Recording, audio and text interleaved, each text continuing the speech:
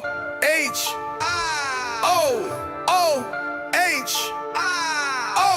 Buckeye Lounge, we run this game. Shrockstar Sean, remember the name. TG's lurking, Wolverine's fear. Scarlet and gray, make it loud and clear.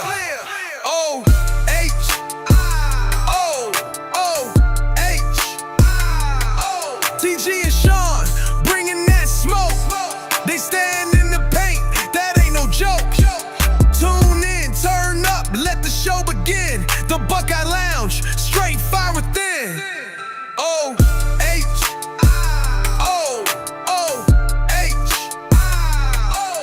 Buckeye Lounge, we run this game. Shrockstar Sean, remember the name. TG's lurking, Wolverine's fear. Scarlet and gray, make it loud and clear.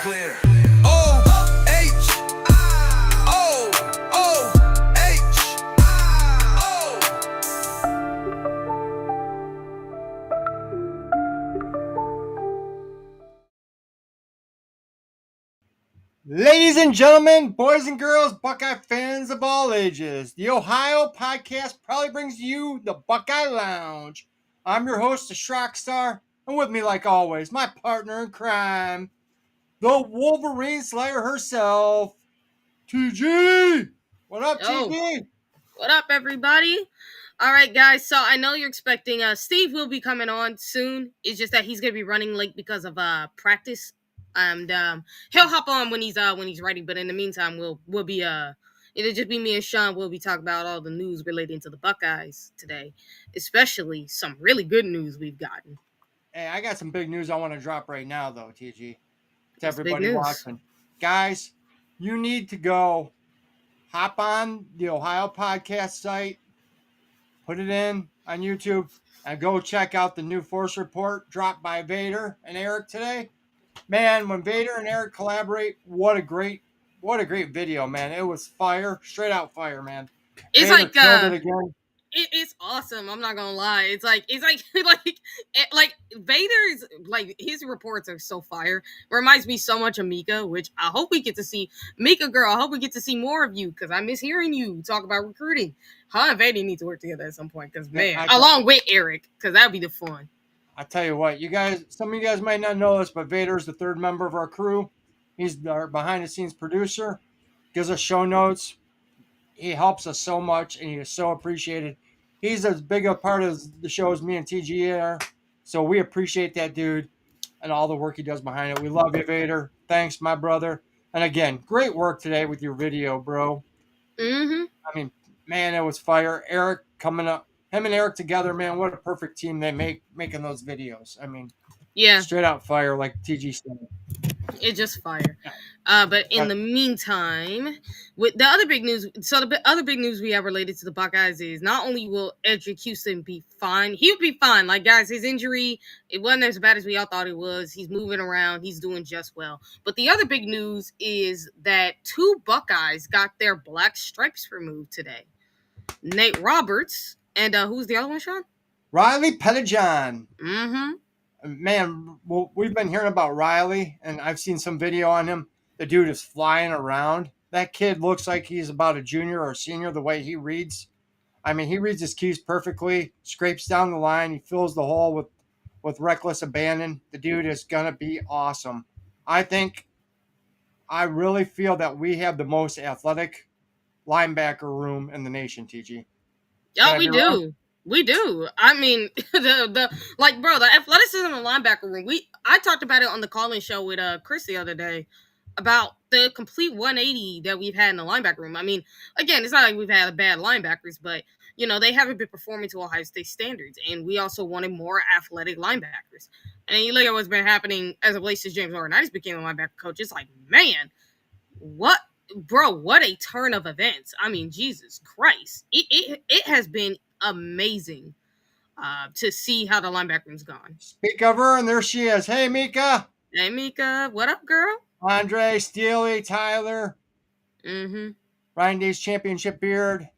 If I missed anybody, thank you guys for popping in here, like usual. Steve is running a little late. He coaches high school football, so he will be here when he gets home from practice. So We're just waiting a Yeah. little bit. Till then, we're gonna go over a few things we've heard in the news. Biggie Check. Pod's in the house. Yep. I mean, that Buckeye Paradise, man, what a great song he dropped, man. Awesome Mm-hmm. job. What else? And guess who else? Speaking of our producer. Mr. Vader, fire today, my friend. Riley Pettijohn and Nate Roberts. Speaking of two, not one, but two rooms that we think we have the best in the nation, linebacker and tight end. I mean, Nate's the freshman tight end coming in here. He lost his black stripe. That kid is a total package as a freshman. I mean, he can block, he can catch, he does everything well. He's just young, so I mean, he's got a bright And future. think about it, man. It's like when he gets on the field, it's gonna be fun. I don't know if he'll get on the field this year because I think Ohio State's going to stretch his obviously his Redshirt him another year. yeah, like pretty much keep him around another year. So it's like they're gonna want to extend his ability to continue playing for the next to 4 more years. So obviously I think that's gonna be the smart move. Like a guy like Devin Sanchez, I don't think they'll sit him. I think I'll play for the whole year. As much as they want to, like you can't keep it. It's like Jeremiah Smith. They're Like, only gonna be here for 3. I mean, guys like Devin, guys like JJ, they're only gonna be here for 3 years. I mean, come on, guys. Neither one of those guys are gonna stick around for a 4th year. I mean, unless Devin were to get hurt or something, knock on wood. Hopefully that doesn't happen. But I feel like a guy like Riley Pettijohn could he might not start at linebacker, but I think he's going to play a lot of special teams, go ball out on special teams. And I think he's going to get a lot of playing time. and as I put up on the screen, Big John, you're right. He is allowed to only play 4 games, but that's the thing, though, only 4. Now we'll say once we get to the postseason, he can play a little more, just like how we did with McClain and the other redshirt freshmen we had. So like they could play a little bit more during the postseason. And I'm not gonna lie, I will say it did help the younger guys like McClain and them get some experience. Bryce West, Aaron Scott played, some of the younger freshmen played. Like the little experience they got in the playoffs that they did manage to play helped them, I would say, a lot, to be honest. And I think it's gonna be big for Ohio State. I also believe that speaking of Ohio State, the defensive line, I've been hearing great things about them. And I think we don't have much to worry about. Like the only thing that was worrisome, I would say, about the D line was the depth. In my opinion, that was the worry part. Was the depth, but now we're starting to see that we do have depth at the D line. It's just that these guys don't got no playing time. Like they just need playing time, and I think I get the first games against Texas, but like Ohio State, they lost a lot of talent too. So I think you could play him in that game. I think you can. I think you should get him some experience and continue doing that for the rest of the year. Like, let these guys get experience, man. Rotate. There's a big difference, people, between, like our good friend Tyler pointed out the other day, and he made an awesome point. He goes, there's a difference between unplayable and unproven. These kids are unproven. They're not unplayable because they all have skill. They're all good players. They just haven't had the game reps that our other guys have. And you know what? They're going to get that this year. And that doesn't mean they can't go out and ball out. I mean, yeah, and let's be real. Let's not blame them for not being able to. I mean, they've been buried on the depth chart for a little bit. So, it's fair to say, like, because let's be realistic. Like, the second tier guys were always going to be there. And real quick, shout out to our man, Eric. College Huddle. Yeah, please subscribe if you have not. Please, great channel. Help our brother out. Let's grow that thing. And the natural. Yeah, let's shout out to Andre's in here too. I forgot to say what up to Andre. And CW's in the house too. What up, CW? Yo, CW. Great to see you guys. But I think our D-line depth is fine. It's just that these guys got to play more. And again, it's been a constant troublesome problem with Ohio State where we've had issues as far as like rotation. But now that we're in like an NFL schedule, they ain't got a choice now. You have to rotate. I'm excited to see what Will Smith and Dominic Kirks. Bro, have you seen Will Smith? That dude bulked on some more weight. That's the only thing I said about him was, listen, if you're gonna fill in for Caden McDonald, put some more meat on, bro. So Eric and he did too, man. Yeah. Will Smith got those genes from his dad, man. His dad was such a dominant stud. I mean, God rest his soul. He got taken too soon from this world, but he was on his way to, I feel, getting a gold jacket. He was playing that well in the NFL. He was that big of a stud. He was. His dad dominated in college, and you know what? He's got some of that. He's got some of that in him. I can see it. Yep, I mean, he I'm not going to absolutely say he's as does. good as his dad. I'm not going to say that, but We're not going to say that, but we think he's really good as a player. Yep. And hey, Dennis Marr in the house. Yep. And let's look at our tight ends. My gosh, Max Clare, and I mean, you got Max Clare as a starter. Then you're going to have Jelani Thurman. Let's be real. We got some superstars in that tight end room. Let's be real. We got talent. And hopefully Jelani Thurman can finally step up. Actually, from what I've been hearing, Jelani has been stepping up really well. It's just that his blocking wasn't good, even though, like I said, the funny thing was, last year your blocking was great, actually. Because remember, we watched him in a lot of games where he was blocking. He was putting defensive ends on their backside. And the fact that he's struggling. Now, let me say this. If he's struggling with that with Ohio State D linemen, understandable. Ohio State D linemen are different. Let's be real about that, people.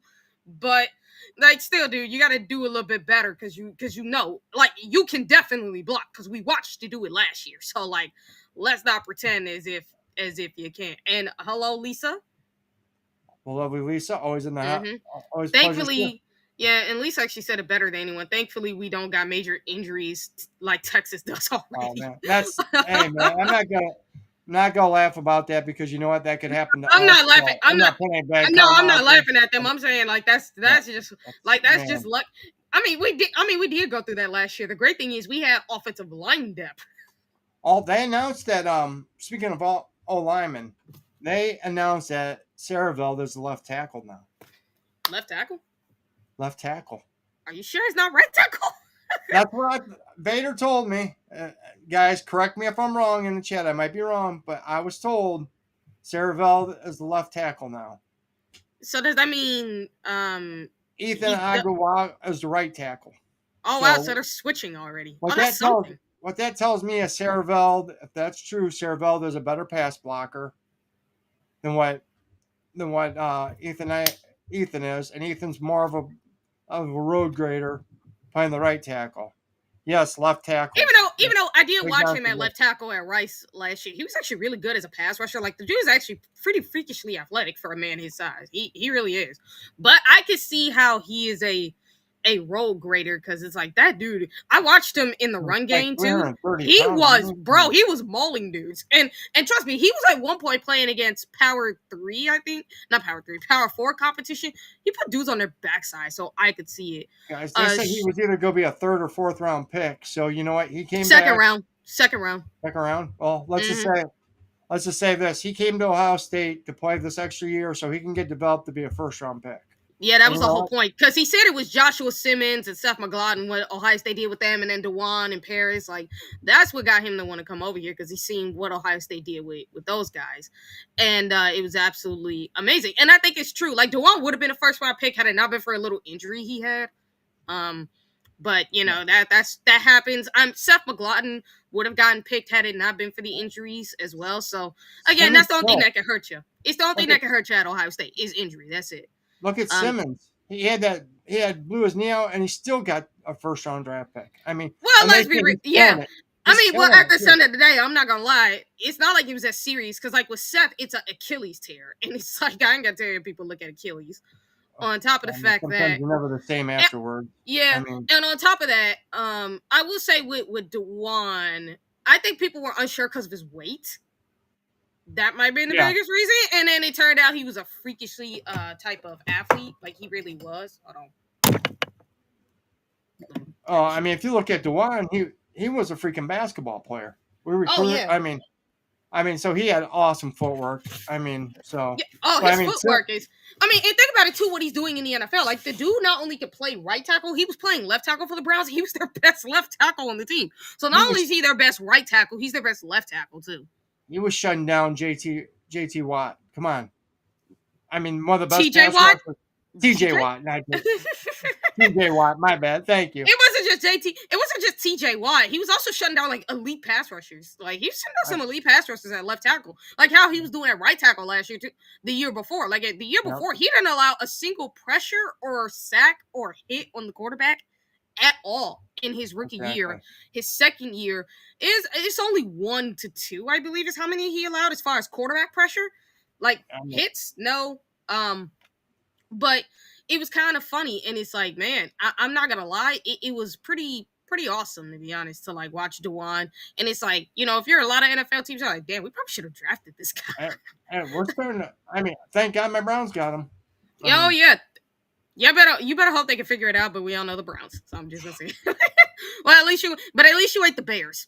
And one thing I could say about the Browns, go get Terry McLaurin. Oh, you should. He wants traded out. Go get him. You should, and pay him. And shout out Buckeye Pig, and guess who else is back? Sharon Moore suspension. That name is forever gonna be funny. Best name of the night so far. Oh, we know who that is. Yeah, but that's forever gonna be funny. I don't care what anybody says. That's forever gonna be funny. Just like how what was the yellow pea cheaters, something like that. Cheaters, yellow pea. I think it's something like that. Yeah. Cheaters wear pea yellow pants or something. Some so insulting, which is so funny. I mean, it's fitting that they wear yellow. I mean, they are. I mean, yellow is a coward's, color. So I mean, I bet they all got that yellow streak down their back. I mean, I wouldn't say yellow for that sake. I wouldn't say all that about yellow. I just think they make yellow feel that way, though. I'll tell you that now. I don't think yellow is that kind of color, but because I'm gonna tell you that I don't think yellow is that kind of color. But with what their program is, what their team is, and how they wear it. Yeah, you could definitely think that when it comes to them. Oh, here it is. Cheaters wear pea yellow. Love that guy. Oh, that's forever gonna be funny. And look, these idiots are out here, bro. I've seen them before when you've seen, cause how they've crashed out since the Central Michigan stuff came about. I've seen how they crash out, and it's kind of funny. I'm like, I would continue to kind of pounce on y'all. I haven't in a while, to be honest, which you're lucky.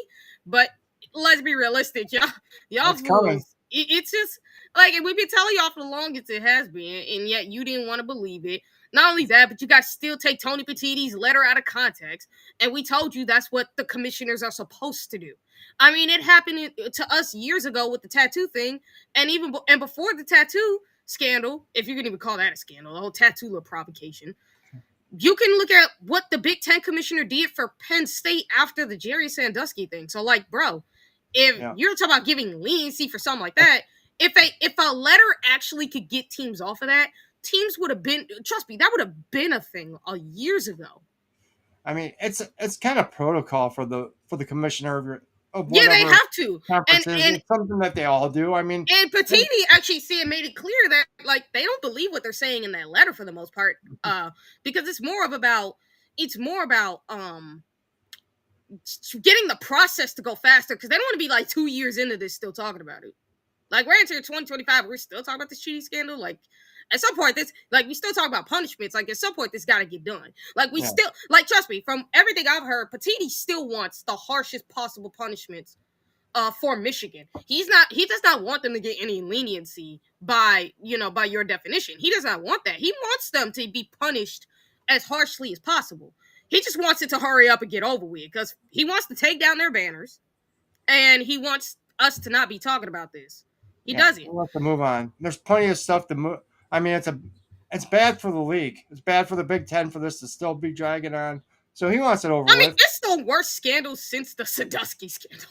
It's the worst one. Both were Big Ten scandals. So come on, guys. Right. I mean, like when you think of some of the worst scandals that have happened in football, most of them pretty much belong to the Big Ten and to teams that have, even though you can't say with Penn State, at least they didn't try to cover it up. Like, the Jerry Sandusky thing, had they known about it, they would have absolutely fired him on the spot. And about Jerry Sandusky, I would tell myself right now, I wish I had a job at Michigan, because, you know what? I probably would have been able to get away doing it to these kids, knowing how ignorant this program is. So, guys, in the chat, tell us, how do you feel about Austin Saraville playing left tackle? Is everybody happy with it? Or are we a little, wait and see? Because I think the offensive line, besides the receivers, is our strength on the offensive side. Then on the defensive side, I think the strength is the linebacker and the secondary. Yeah. And talking about it too, like with the D line, I forgot to mention is like CJ Hicks, because I touched on it with Eric, not Eric, Chris on the call-in show, but not as much. It seems like bro, CJ Hicks has been bull rushing the heck out of like he is so hard to block apparently for the D line for the offensive lineman. Like his athleticism really is showing, but it's his strength that's absolutely ridiculous. Like he put Ethan Oniyawa's 335-pound self on his backside. Like he just bull rushed him. And here's the funny thing: I see Ethan Oniyawa go up against really good like defensive edge rushers, like even NFL caliber. Like I've seen him go up against that. He never got put on his backside. Honestly, he was locking them dudes down. He goes up against CJ Hicks, and CJ Hicks just put him on his backside. And it's not just Ethan that they struggle that struggles with him. Austin had two for a bit, as well as the other tackles on our team have struggled with CJ. And the thing that all the offensive linemen have talked about, especially the tackles, the scariest thing is seeing Arvell Reese and CJ Hicks lined up on the same side. It is the scariest thing for them because they're like, oh my, because like CJ Hicks and Arvell are two freakishly athletic players. And it's like, bro, it's bad enough that you got to worry about CJ Hicks' athleticism and his raw power to put you on your backside. But you also got to look at Arvell Reese too. Like, oh my God, man, imagine trying to block that. Well, imagine you got Sonny Styles and Arvell Reese when they're blitzing. Who wants to step up? What running back wants to step up and try to meet those guys in the hole to step up and protect their quarterback? You had a running back who tried it with CJ Hicks and got ran over.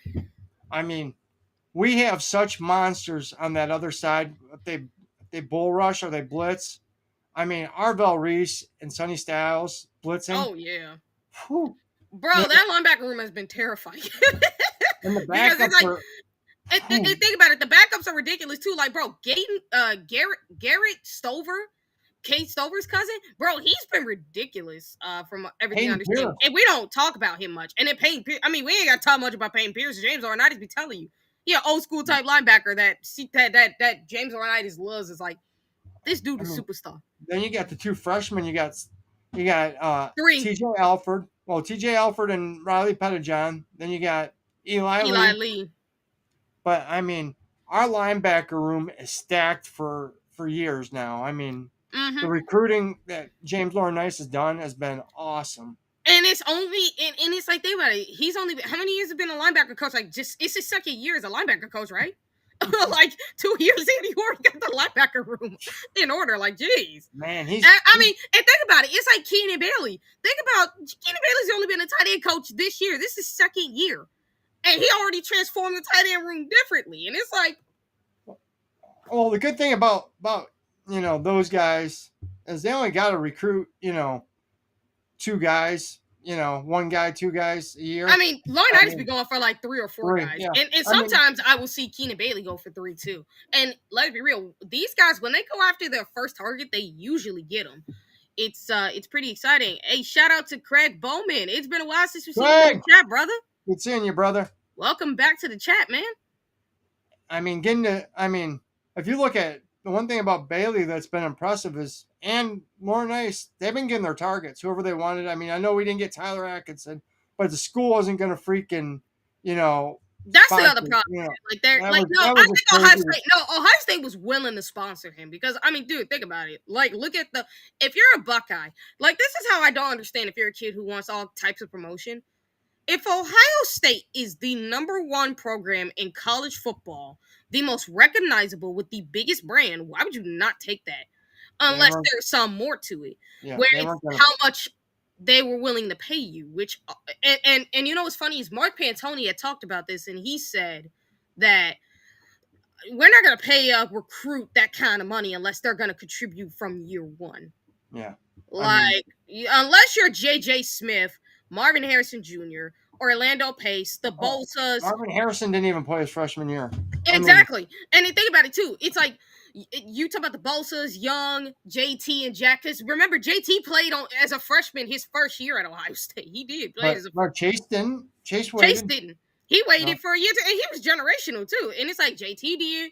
Unless you're like freaking, say, Laurinaitis and AJ Hawk, and in the defensive backs case, those guys didn't even play as freshmen. I mean, yeah, like none of them did. Teams, I mean, they didn't start. I mean, they were, Laurinaitis got to play because Bobby Carpenter got hurt in the Michigan game, but other than that, they were playing special teams and playing. Oh no, no You doubt. But that's what I'm talking about, though. It's like, think about Yeah. it. Like, some of the greatest players in Ohio State history didn't even play their first year. So, like, unless you're going to Exactly. contribute from year one, like, unless you're truly, and here's the funny thing, like with Marvin, you knew he was a great receiver, and you didn't think he was going to be what he was when we saw him in his second year. Like, his second year, dude was generational. We're like, and that guy was sitting on the bench. Yeah. Like, he didn't get much rotation. Like, that guy was sitting on the bench. Like, that dude was ridiculous. Like, legit, Marvin Harrison Jr. is one of the greatest receivers in Ohio State history. I believe top 3. Like, right up there with David Boston and Chris Carter. And think about it. Like, we got Jeremiah Smith, who already from his freshman year put himself in that conversation. And if you look at him, how he looks now, like, you couldn't think this dude could get any bigger, stronger, and faster. Watch him. Bro, he ridiculous. He a monster right now. He looked different. He's got like maybe 3% body fat, if that. I mean, I don't think there's any fat on the kid, man. There ain't no fat. Like, I seen the picture. The dude is ripped. Like, he's ripped. Muscle. You know, I was built like that before I had my car accident. But, you know, that's just, you know, how, you know, that's just the way, you know, it goes sometimes, you know. Miss Pinky. Miss Pinky in the house. Good to see you. Figured I had to see that one. Man. But yeah, no, I mean, but no, I think I've been hearing is like, and Julian's saying, I believe he had talked about it in an interview. I had watched it on 11 Warriors. He talked about how he gained a lot more weight. Like, he's up to 210 pounds now, which is good. And he's starting to find his rhythm a lot more. And I'm like, you know, it's funny thing about practice is I kind of like it. Like, work out the kinks and the mistakes now, and then like once you start getting in the groove, you'll be fine. Now, you know, and I'm not gonna lie, I kind of like how there were a bunch of national media doubting Ohio State, because it's kind of funny because people talk about like we got a whole new O-line, and I'm like, you guys are aware that the new O-line are the same guys who played last year in the national title game, right? Yeah, I mean, like, y'all aware of that, right? Like, how are y'all saying like this is completely new and they have all bunch of stuff? And I'm like, guys, it's the same dudes that were on the team last year, especially at the offensive line, because they just didn't start. They, you know, Will didn't start last year. But he played a lot. Now Tegra did. Tegra's the only returning starter from the offensive line from the full year.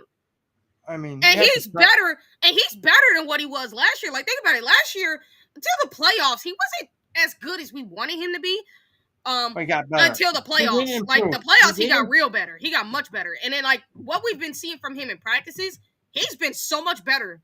And I think we're going to expect a better year from him this year than what we saw for the entire year than what we saw last year. So it's like, what's super funny is, like, when you talk about the offensive line, like, yes, while Luke didn't start the entire year, he started in the playoffs, and he was whooping butt. Like, it's not just the fact he got plays out. He was whooping butt. He was putting guys on their backside at one point. That nasty streak. He plays with the nastiness. Him and Carson both. They play with the nastiness. Oh, they play with nasty. And not only that, Austin, like, think about it. Austin actually did get starting reps last year when injuries happened. Like, he started the first couple of games. Like, he started the first, I would say, 3 to 4 games of the season because Donnie had dealt with a hamstring. And then obviously the Oregon game, he had to come in and start towards the I would say in the second half when Tegra went down because of a back injury. No, they brought that one dude in that was McCaskey.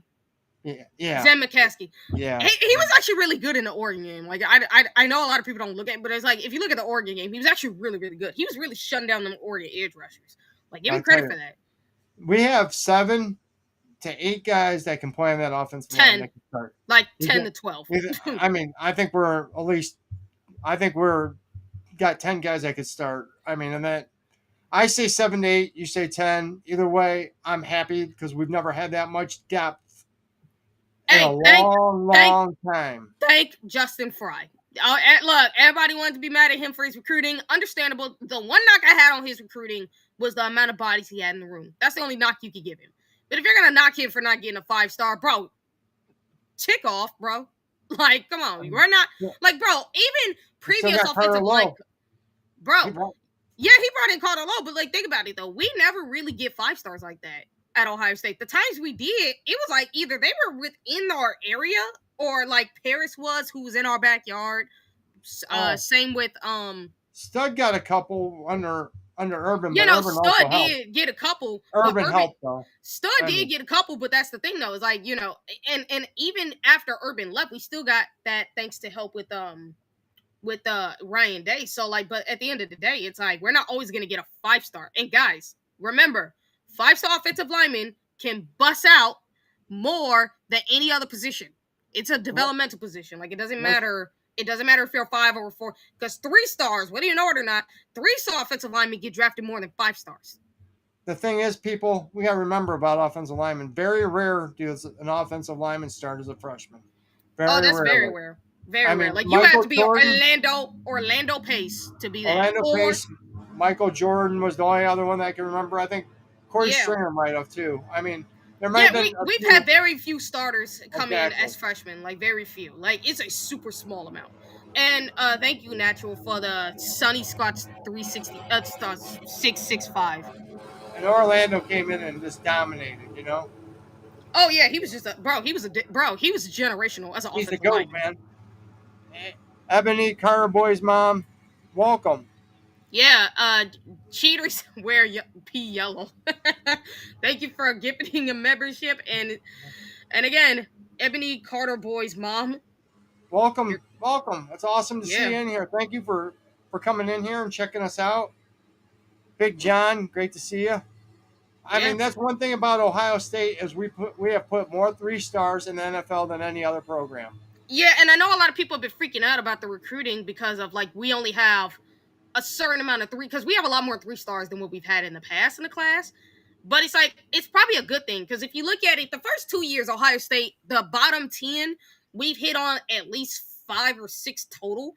2023 we hit on like 6 out of the 5. I mean 6 out of 10, my bad. 2024 we hit on a lot of them as well. And then like 2025 we actually have a chance to see if we will hit on some of these guys. Like some guys for some of these classes, we don't know if we hit on them yet because they didn't get the playing time yet, but they're gonna get the playing time this year. But the guys from the 2025 class, I wouldn't be surprised if we did hit on most 3-stars at the bottom of the 2025 class that we now got in for this year. And then when you look at the 2026 class, we may hit on all our bottom 10 guys.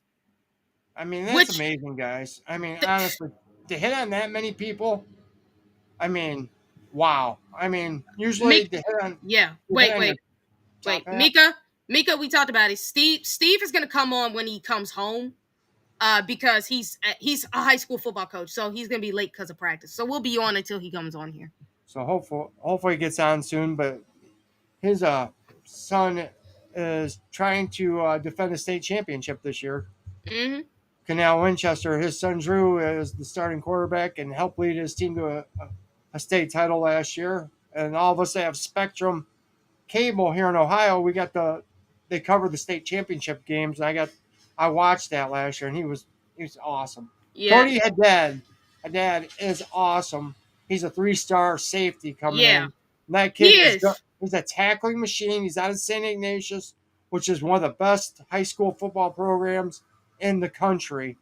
Not also Ohio, but the country. And that kid, his dad was an NFL player. His grandpa was. I think his uncle was too. But this kid is going to be a stud. I know he's only Uh, a 3-star. he met Simon. I Oh, think Cody oh, Simon. okay. Oh yeah, I he thought you meant was. Cody Haddad. My Well, bad. Cody Haddad is a 3-star. He was Yeah. entirely, but Cody Simon, I think he was, if I'm not mistaken, and he did hit. I mean, let's face it. Freaking Laurinaitis wanted him to play a year before, and honestly, if Cody wasn't banged up, he would have started over Oh, Steele absolutely. or Tom. I mean, Tom Honestly, I think he would have got a lot of playing time for sure. I think they would have been rotating at linebacker between those three. On top of the fact that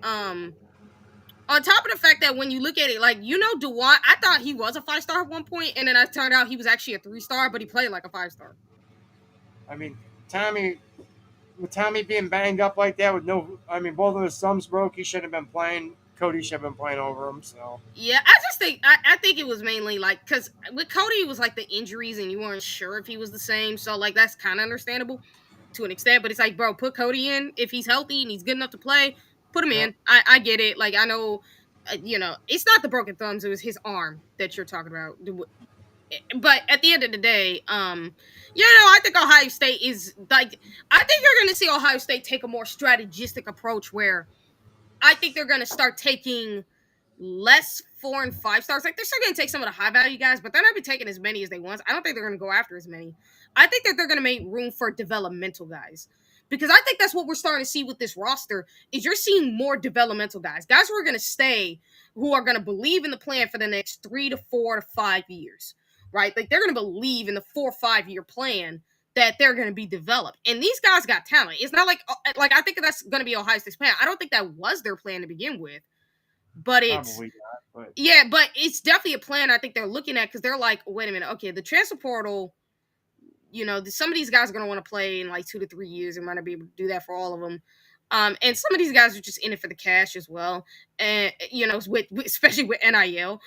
And for Ohio State, like, I think that's going to be their strategy from here on out, is they're going to start taking more developmental guys. Like, yeah, they're going to take the 4 and the 5 stars if they can get them, the high value guys, but even the mid tier guys as well at 4-star. But they're going to start taking more developmental guys who believe in the 4 to 5 year plan. So this way they have depth long term. And they ain't got to worry about this kind of stuff, because these guys aren't going to transfer. They're going to be there no matter what. Like, the only time they're going to transfer is if they're not going to get on the field at any point in time. So, and we've seen that with Ohio State. The kids that leave are typically the ones that are not going to play. It always has been that way. So, Steely, I'm wearing my J.J. Smith jersey. Sorry, I had to get up and close my window.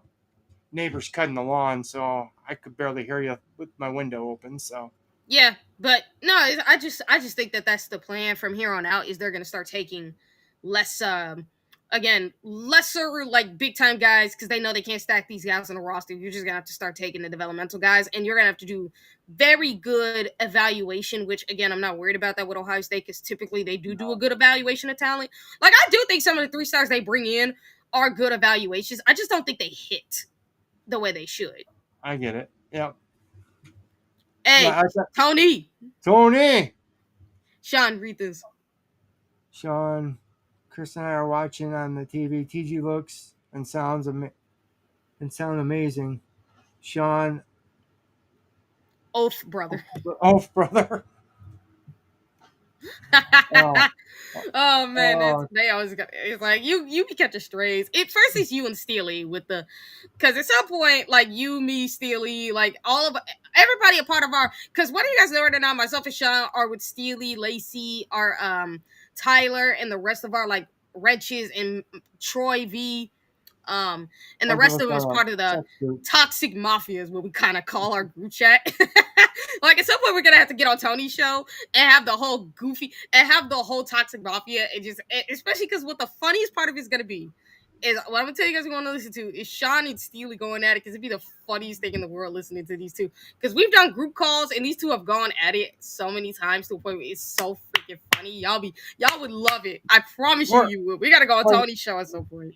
Me and Steely are just hilarious, right, Steely? We're hilarious. Like somebody would like to say, you're hilarious. Steely, you're hilarious. Tony, hilarious. Yeah, I mean, we basically call ourselves Toxic Mafia, especially because that's what the Michigan fans started calling us. So, so we stick with it.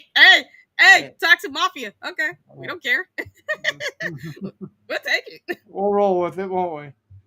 And especially because we like throwing jokes on each other anyway, so it's like that's all out of love. I mean, if we didn't pick on each other, we wouldn't like. I mean, someone doesn't pick on you, they don't like you. In our group, that's the way it goes. I mean, you gotta have thick skin, isn't that right, Tyler? Yeah, I mean, I'm not gonna lie, Tyler be making me laugh at times too, when y'all Craig had to throw in the cult there. Cult, like, dude, we're not a cult, bro. Now you might be talking about the cult scum. Toxic mafia up north, maybe, or the cult scum. Some people like that. It's not even mafia. It's actually Madia. Toxic Madia. Scum. That's what we'll call them. That's what we'll call them in their fan base. Smith, welcome cult to the show. Toxic Mafia. That's what we'll start calling them. Oh, Tony Smith, what up? Welcome. Good to see you, man. To all the new people in here tonight, thank you for coming in and checking us out. Like we said, Steve's running late because of practice, so we're hoping that he can still make it on tonight. If not, we will have to reschedule, but we'll kick it here for a little bit longer, and if he can come in, then we'll go as long as he wants to stay. I mean, if he can also do it on his phone too, like he can do it on his phone if he wants to. Yeah. Miss Pinky, most of the Michigan apologists have gone underground. Oh yeah, they should. They wait in a week or so, or maybe You even this week. We don't Again, know. it's so irritating because it's like, wait a minute, when the freaking tattoo thing came out, y'all were so harsh to Ohio State over effing tattoos that had no effect on the game whatsoever.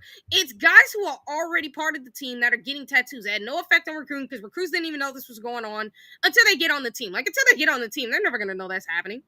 You know what makes me laugh, TG, is they sit there, they'll say, well, Jim Tressel was paying Terrell Pryor and all these guys millions of dollars to come to No, Ohio he State. wasn't. No, well, he wasn't. If he was paying, if Tressel and Ohio State was paying these players all this money to come to Ohio State, why are they hawking their memorabilia, selling their memorabilia, their jerseys and their rings to go buy tattoos? If they had all that money, you don't do that if you have the money. You don't do that. Like that's the other part. Especially your Rose Bowl ring, you wouldn't want to hawk that unless you were. I mean, if you had the millions like they claim they had, it wouldn't be They wouldn't be doing that, right? Check out Tony. The BBZ Mafia has evolved into the Topic Mafia. There is no BBZ Mafia anymore, Tony. Come on. Oh man, it's funny. Fans are grasping at straws, right, Miss Pinky? They are. They're grabbing for it at this point. They're just in full-on denial at this point. And again, you know what? For the Michigan fans, not named Burks, not named Jerry, and not my mom's friend Corey, who I've talked about him as the one and other Michigan fan that I know of who actually got common sense. We've lost that natty feeling. Yeah, like, oh, Miss Pinky, that is funny. Oh God, I love her. She's awesome. Yeah, I'm not gonna lie.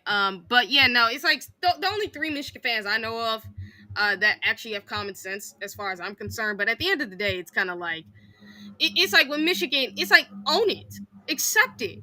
It's like, guys, you did something that embarrassed the heck out of the Big Ten and embarrassed yourselves and ruined the legacy of your program forever. You've done stained the reputation of Michigan forever, especially with all the scandals that's been coming out as of late too.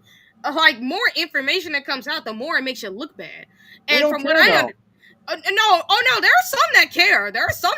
It's just that there are no few. In the room. I mean, there are no adults in the room. That's the difference. And here's the other thing too, though. When you think about it, is like, I saw that their lawsuit. It turns out it's true. It's going to cost them billions of dollars. It's gonna cost them billions. Like, the lawsuit for the Matt Wheat, the lawsuit for the Matt Wheat stuff is gonna cost billions and billions of dollars. I can see it. You think you got that billionaire? Like, if I'm not billionaire, I ain't paying your freaking legal fees. Like, no, screw you. You pay it yourself. I'm not putting my billions in y'all. No. Are you gonna want to waste your money pumping it into an organization that acts like that? Common sense of Michigan fan, oxymoron. Exactly, Craig. You're right. Yeah, it truthfully is. Dennis is right. The Bozo Brigade, that's for sure. I mean, you just wait, because you know what? A lot of these people weren't on X, 4 years ago. It's going to turn into a ghost town. Oh, bro, you're going to see a lot of their YouTube channels disappear. Oh, they're going to be crying. They're going to be crying, playing the victim card. Oh, they overreached. Oh, they didn't like Jim Harbaugh because he wanted players to get paid and he wouldn't bow down to them. No, he didn't. No. First of all, no, Jim Harbaugh did not want players to get paid. Don't even play that, because I could pull up a video clip showing you the entire difference. Thank you very much. And secondly, but like I said, it's like, it just takes these idiots to realize it. And again, it's a countdown to how much, because I think we're coming closer because of how much stuff drops. Like, I think it's like the stuff that drops about them is more of a countdown to tell you just how bad this is. Because you're involved in the Central Michigan stuff where they can literally tie your current head coach, Sharon Moore, the Connor Stallions, and to Central Michigan as far as the scandal and having everybody involved, which is what happened, because we all thought Dre McElroy wasn't involved. Oh, it turns out he was. He really was. So, like, he knew of this. Along with that quarterback coach. So, like, they basically did that. So everybody was involved in that. It's just a question of, what's going to come out. What information do we know of that's going to come out to say how deeper? Because that tells you how deep this goes. Nothing's gonna remember. It's all Ryan Day's brother. I mean, yeah. Oh. Speaking of Ryan Day's brother. that's what. Yeah. That's why I tied it in there. Yeah. I tell you one thing I love about this channel is the females that we have in here are the brightest females in sports. I tell you, Miss Pinky, of course, my co-host, the best female host on any podcast around, sports podcast, hands down. I challenge anybody to come at TG. TG would destroy them. Any female, you think you're a great podcaster, you can't hang with that girl. You can't hang with my partner in crime. TG destroy anybody. I put money on it. Oh, you're not wrong about that. And Miss Pinky, Especially you the know her Michigan stuff. fans. I mean, Lacey. I mean, the females that we got in our chat are awesome, and they know their stuff, and they're not ignorant. They know their stuff, and they're well informed, and that's why we have the best chat around. I guarantee. I mean, hands down. The other reason we have the best chat is because we don't want. Because here's the thing, I don't mind if we have people come in trolling for the fun of it, like we had when the playoffs started, with Oregon fans and Tennessee fans and Texas fans and Notre Dame fans. Like, that was fun trolling. Us just throwing straight jabs at each other for the fun of it. That's what that was. We just don't like it when it goes over the line. Like, when you cross a line you shouldn't. That's when the problem pretty much is for me. Like, that's when we're gonna kick you out. Because with Michigan fans, I don't have a problem, and I say this all the time.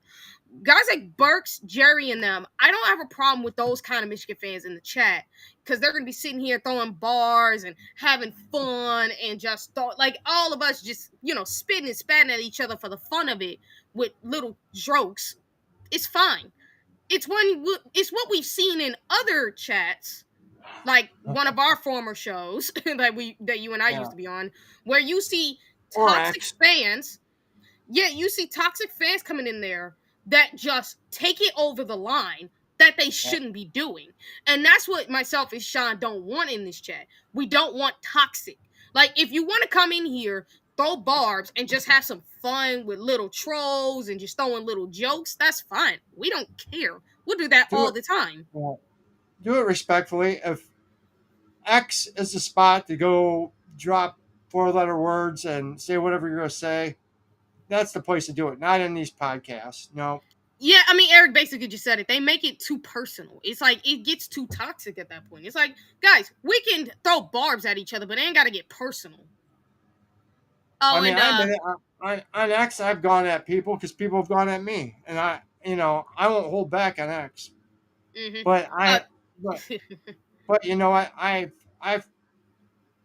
not gone over the edge on X as much the last few months because they've been shutting up lately. It's just like there's no point to. I mean, Eric's right. Eric has talked, calmed me down quite a bit. And I don't go like I used to go at people because, you know what? Them people aren't worth it.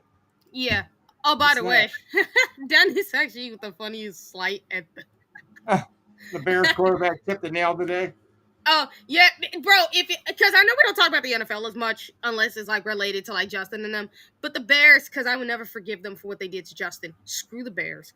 But you draft this bum gay freaking quarterback that just does the stupidest stuff. Sean, you should have seen the video of him on X throwing a tantrum during the drill because he couldn't even get the ball in the freaking net. You know how they have those drills where quarterbacks throw the ball in the net? He couldn't even do that.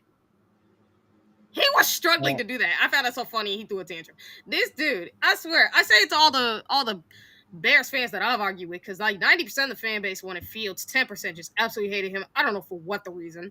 I'll tell you what, you had Justin Fields who dislocated his toe, and he still went out the next day and practiced. I mean, everybody's worried because they said it was a lower leg injury and they thought he might have blew his knee out or something, but it was just a dislocation of a toe. And He came He's back. fine. He's still practiced. Yeah, he's I fine. mean, So even though, and here's the funny thing: it's like it wouldn't be the first time something bad happened to his knee. Because remember, here at Ohio State in the scum game, he took a dirty hit to his leg and ended up getting a knee injury, and he came back and played anyway. well, he Like, also had and bruised ribs. I mean, he had oh yeah, cracked ribs. He still came back and threw a touchdown past the next play. yeah, like he has significant injuries where he's done that, and even Bears fans, like the 90% that I've talked to, they tell you the same thing. Pittsburgh fans, even Jets fans know it now because people like myself, because I've gone on a place called Jets Media where I've promoted the show and I've talked with the host Richie about Fields and about Wilson, about Myers, Jimmy about Rucker. Rucker. Yeah, like I've talked to them about that because they want to know about these three for sure. And or should I say these four? And I also talked to him a bit about the Tanner McAllister, who they just signed too. Um, I've gone on there and told them all about the Ohio State culture and told them all about Fields. It's like, guys, and I've even said it before, like the injuries, you don't worry about that with Fields. He'll be fine. Like he's a tough warrior. He'll tough it out. Like a dislocated toe is nothing compared to what he's went through. Hey, Tyler brought up a good point. Ross Bjork announced some game day experiences that's going to happen at the stadium.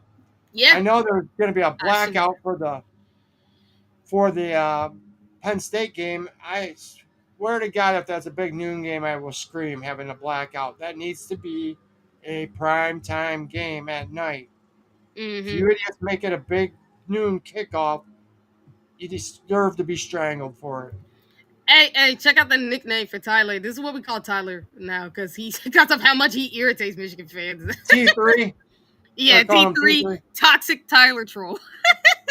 Ryan Day's beard championship beard thinks it'll be it's going to be a night game too because it's a blackout, and I love the black jerseys, the black helmets. I mean, Yeah, bro. I love bro. Have you seen the designs that they've been posting out with the white helmet with the white attire, all white. Then they have the all scarlet attire where they have the scarlet helmet with the scarlet I like the scarlet pants. outfit. Yeah, I like the scarlet pants with the black tops would be. I mean, that would be something. And obviously they have the all black and all gray, as we all know. But I've seen people have mixed feelings about that, and I was telling myself, I'm like, guys, the scarlet, like we've seen Ohio State wear a scarlet helmet before. I would tell you right now, this was back when Terrell Pryor was playing that we seen him wear the scarlet uniform with the scarlet helmet. The scarlet helmet was so blah. This scarlet helmet, however, it got some fire designs in it, in my opinion. I love this scarlet helmet. They've also had the white helmets too with the numbers on it. I mean, it is what it is, but I mean, I get it because some people are traditionalists and they love the. Listen, I like it. Listen, I don't mind the traditional jersey, but every now and again you got to mix it up. Every now and again. Man, I love the black jerseys. I also like the gray ones with the red numbers. I'm a big fan of those too. I think them are sharp. All gray. The cocaine whites are great too, and so are the. Oh, by the way, speaking of the NFL, I've meant to mention this too. McCarthy's not doing so well in Minnesota. He ain't doing hot. Now, you will see articles that might say otherwise, but the reality is, from everything I've been hearing, no, it's not. He does not look good. He's been trash. Like, the Minnesota Vikings are starting to question that one. JJ McCandoff's having trouble throwing the ball? Oh. Right? No, no way. No. McCandoff is having trouble. Like, no, duh. And people want to talk about... He's the greatest quarterback he's ever seen. Come on. That's only because that's the only good quarterback he's ever developed, and he still can't develop a quarterback for nothing. But yet, why didn't he draft him when he had the chance? Why not trade Justin Herbert, get yourself a couple first-round I'm about to say, like, dude, if he's that good, you trade Justin Herbert for him. Because trust me, Brian Day would trade freaking... he would trade Justin Herbert for freaking C.J. Stroud and Justin Fields and Dwayne Haskins and Will Howard. He would even trade him over for Will Howard. Like, bro, get real. And I'll be hearing Will Howard's been doing great with the Pittsburgh Steelers. Yeah, like, he's been having a great camp. Even though I hate the Steelers, I love Will. So I hope Will is... Same with Jack, too. Jack's been doing real well over there, too. I hope those guys have a great career, but they just lose every time they play Cleveland. So, I mean, that's all I would, Yeah, I would hope that Will Howard doesn't become a franchise quarterback for the... And it's a possibility he could. Hey, I'm not going to lie. I mean, come on. Everybody said if McCarthy wasn't that good, Minnesota wouldn't have drafted him that high. Well, Minnesota drafted Christian Ponder in the first I'm about round. to Really say, high up and there. don't forget, like Ryan Leaf got drafted behind freaking Peyton Manning people, and you had Caleb Williams, who I think would be the biggest bust in NFL history, taken at the number 1 overall pick. So like, bro, get real. Like, I think CJ was great and should have been the top, and definitely earned it, because you could tell with his abilities that dude was gonna explode in the NFL. It's absolutely truthful. Jeffrey, shout out to you. Shout out to you, my guy. But yeah, no, like, dude, I'm telling you, like, JJ McCarthy got taken because of the pressure. It's the same way what we've seen with Caleb. Like, the both of them are in the best situations, yet they both suck. So it's like, Yeah. it's like, that's what happens when you draft the wrong guy, or when you have a franchise quarterback, Chicago Bears, on your roster, and you still mess it up. Hey, That's why we call you the Bears. Like, I mean, there's a like, lot of teams that have done that. Like, bro, say whatever you. I mean, we can all rag on Cleveland. They haven't won the Super Bowl in forever, but man, at least they made it to the playoffs. And well, and they beat Pittsburgh in the playoffs, so, and they killed them. They should have made it to the AFC Championship game if the refs didn't screw them. So I mean, yeah, and don't forget, like, when you guys had Baker Mayfield, if your running back doesn't fumble the ball, you pretty much win and go to the AFC title game. And that was a targeting. That was helmet to helmet contact on the goal line. That should have been a targeting call. Yeah, but if that should, I mean, I don't know what they call it in the NFL. They might call it targeting, but yeah, no, that probably should have been called. And at the end of the day, it's kind of like, nah, man, it's not surprising, because what I've been hearing about the Michigan players in the NFL, it hasn't been good. It's like, you surprised? Oh, I mean, like, the only one I've heard good about, I think, is Will Johnson, of how good he's looked. Yeah, he's been balling. Yeah, he's the only one. I want to see how he's going to ball, because I'm not going to lie, I still doubt his ability just because of the fact that he's so undisciplined. It's the one thing I have about him is how undisciplined. Because if I'm a team, because we said this before, I'm going to test to see how disciplined he is. Because with Denzel Burke, the dude disciplined. I mean, I tell you what, I'll give the guy credit from the film clips that they put out there against Marvin. He's right there in his pocket. Let's see him do it on game day. Actually, I've seen clips where I have seen clips between where Marvin has really walked on him, has caught the ball on him on numerous occasions. And the little clips they do have of him kind of getting on Marvin has been in zone, which has been the one thing that that he's actually been good at is zone. It's the only thing he is good at. Like, if he's man-to-man against Marvin, I've seen the man-to-man clips. He gets destroyed by Marvin. If he's in zone, he does give Marvin some problems every now and again. And Ryan Day Championship Beard. Of course, I know my sports. I know the NFL. I know the NBA. I know a lot of sports. Will did throw Harrison down to the ground in practice. He did. Yeah, I seen it.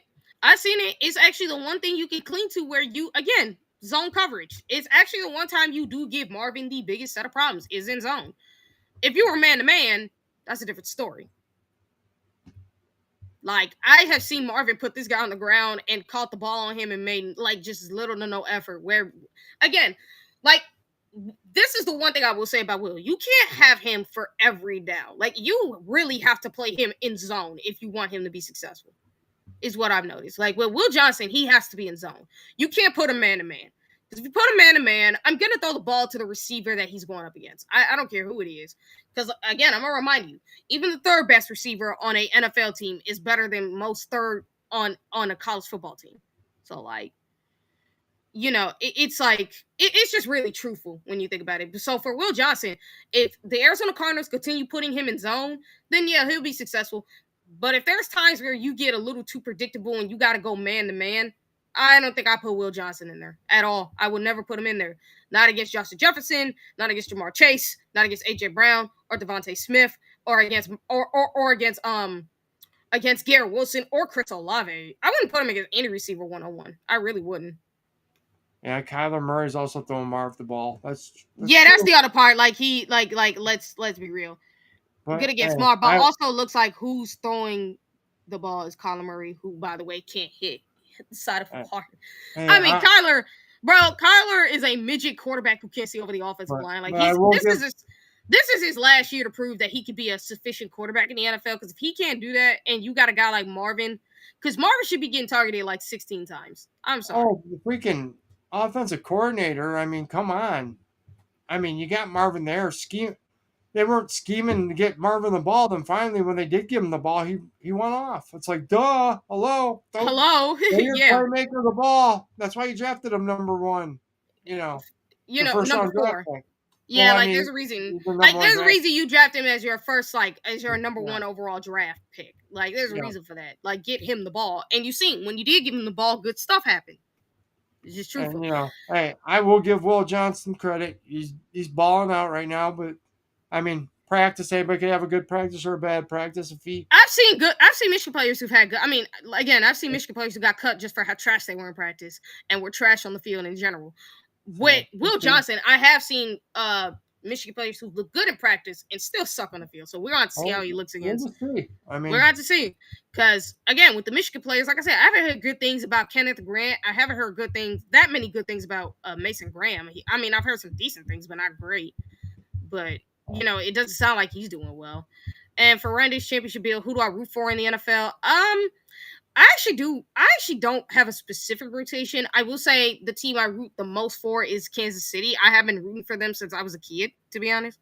But they're not the only team I've been rooting for either. So I have a bunch of teams I root for, but the ones I mainly root for are the ones that also have like the Buckeyes on it, mainly, especially the ones with the Buckeyes. I root for those teams. well, guys, it's not looking like Steve's gonna make it tonight, so we will try to reschedule with him. I'm sorry. Things happen sometimes, and we will definitely get back. I Get him, mean, come we'll on the try to. show. Try to We'll see try if he to- could come on with his phone if he can, But unless I've sent him messages, and I still something must have happened. So it's crap happens. Yeah, I People. mean, trust me, he confirmed that he was coming on today, people. I don't think he expected it to go this to not be here. I think he promised he was coming on. He did. He literally said he was coming on today, but I guess with practice and everything, it happens. So maybe we could try to reschedule. And if the snap don't get out of my face, we'll try to reschedule with him because that kind of sucked. Because he did say he confirmed he was going to come on today. So like this. Hey guys. Next week though, we do have a fire show. We're gonna come on earlier than we usually do. We're gonna come on at either 7:15 or 7:30, and we're gonna have Andy Joe Taylor on, the Ohio State Country Queen. She's coming on. She's got some big news. Then at 8 o'clock, we're not gonna have one, but we're gonna have two members of the 2002 national championship Buckeyes again. We're gonna have Maurice Hall and Donnie Nicky next week. So we're gonna have. Yeah. So that's 3 guests total. We'll be coming on earlier for Andy Joe. Of course, at like on for Andy Joe. She's got a big 7:30. Yeah, 7:30 at Sean's time, 6:30 my time, obviously. So Andy Joe will come on. They got a big announcement they want to make. If you're in the Ohio area this next week, Andy Joe is going to be playing the Bash at the Bay. She is opening for, I don't know, they got some big time acts that's playing over there. So she is the opening act over in Put-in Bay next week. It's Wednesday and Thursday, I believe. So check it out, Bash at the Bay. She's going to be Andy Joe is says from what you told me, Sean, from what she said is she's gonna be promoting the heck out of our show from here on out. So we're gonna have her on and we're gonna promote her stuff too. She's a great young lady. Her family's awesome. We love Thomas and Sarah, great people. So I mean Andy's awesome. She's a great Ohio State fan. So it'll be a pleasure to have her on the show next week. And hey, 2 more national champions coming on our show. Yep. And guys, the week after that, we're gonna have another one. So in the future, we got 3 champions coming on, national champions coming on. So, and check this out too. Like for what Miss Pinky has said, apparently Michigan fans be getting mad at her on Twitter. Like how they be getting mad at me on YouTube. Hey, reason why they're mad is Miss Pinky is a very intelligent woman, and them ignorant people don't know how to deal with intelligence. I mean, let's face it. Talking to them is like talking to the wall. She laughs because of how pathetic they are. So yeah, guys, apparently it might have been scheduling conflict because I don't think he expected it to. I don't think he expected practice to happen like this, but it's like it just happens. So again, guys, like it's not like we, it does look bad because, like Eric said, it does look bad when they don't show. But it's like at the end of the day, if something happens, because he did confirm he was coming on here. Like we always check ahead of time, guys, before we announce anything. We will confirm with them to make sure they're coming on. But if something happens where they don't, and it's like it just happens to be conflict at the worst possible time, we can put up with it. It happens. Yeah. And you guys, I've dealt with Steve before on the other channel I was on, and he's a great guy. He's a gentleman. He's a good dude. I've talked to him plenty of times. So I mean, they could have had an emergency, and he couldn't get here. So our practice could have ran way later than what he expected. So they are trying to repeat as a state champion, and they are getting into the nitty gritty, doing 2-a-days now. So I mean, we will try to reschedule and have Steve on. He's a good dude. I know something came up, so I mean that's just life. Sometimes that happens. So it just happens where it's random. Like they're gonna come on, but then some stupid happens, and it always does. That's life, though. Because trust me, I have been in situations where I could have canceled my where I probably wouldn't have been able to come on the show beforehand because certain stuff happens. I've had to do it too. So I mean, stuff happens that you don't plan for. So it's all good, guys. Thank you for coming on and coming in the chat and listening to us and kicking it with us tonight in the lounge. We always love you guys. Wasn't for you guys, we wouldn't be able to do this. And again, thanks to Buck Vader for always producing an awesome show. I mean, honestly, Vader's awesome, and we love the guy. Oh yeah, and he even had we have our notes put out for Steve Bellisari. He has right there, and when he does come on, we will use it. I mean, the guy writes awesome scripts for us. He's helped us. I mean, helped our show so much, and the guy puts out a fire show. Guys, please check out his video that he dropped today. The Buckeye Force Report. It's fire. It's worth watching. I've watched it twice. I even shared it on X. So, guys, till next time, we will see you guys 7:30 next Tuesday. Andy Joe Taylor. Then we will have Maurice Hall and Donnie Nicky on. But till next time, TG. OH. IO. Go Bucks. Go Bucks. And have a great night, everyone.